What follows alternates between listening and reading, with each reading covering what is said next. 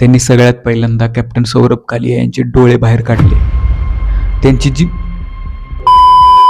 आपण 15 ऑगस्टला स्वातंत्र्य दिवस साजरा करतो, पण हे स्वातंत्र्य मिळवण्यासाठी आणि ते टिकवण्यासाठी किती जवानांनी आपलं रक्त सांडलंय ते समजणं देखील तेवढंच महत्वाचं आहे. 2 मे 1999 कारगिलमधल्या एका छोट्याशा गावामधला व्यक्ती आपली याक चरायला घेऊन गेलेला असताना त्याला समोरच्या डोंगरावरती काही संशयास्पद हालचाल दिसली. तसा तो धावत पळत खाली आला आणि त्याने या गोष्टीची माहिती तिथल्या इंडियन आर्मीच्या जवानांना दिली. तेव्हा 4th जाट रेजिमेंटची एक तुकडी पेट्रोलिंग करता वरती पाठवण्यात आली. या टीमचे कमांडिंग ऑफिसर होते captain Saurabh Kalia. Search operation चालू असताना एका एम्बुशमध्ये पाकिस्तानी सैन्याने कॅप्टन सौरभ कालिया आणि त्यांच्या 5 साथीदारांना कैद केले आणि त्यानंतर सुरू झाला टॉर्चर करण्याचा एक अमानवी आणि क्रूर खेळ. तेव्हा पाकिस्तानी सैन्याने युद्धनीतीचे सगळे नियम मोडले होते. त्यांनी सगळ्यात पहिल्यांदा कॅप्टन सौरभ कालिया यांचे डोळे बाहेर काढले.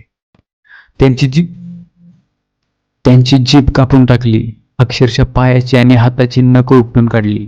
त्यांच्या बॉडीवरती सिगरेटने चटके दिले. त्यांना एवढ्या अमानवी पद्धतीनं मारण्यात आलं की त्यांच्या हाडांचा अक्षरशः चुरा झाला होता. त्यांच्या चेहऱ्यावरती फक्त भुवया ठेवल्या होत्या, बाकी सगळे ऑर्गन कट केले होते.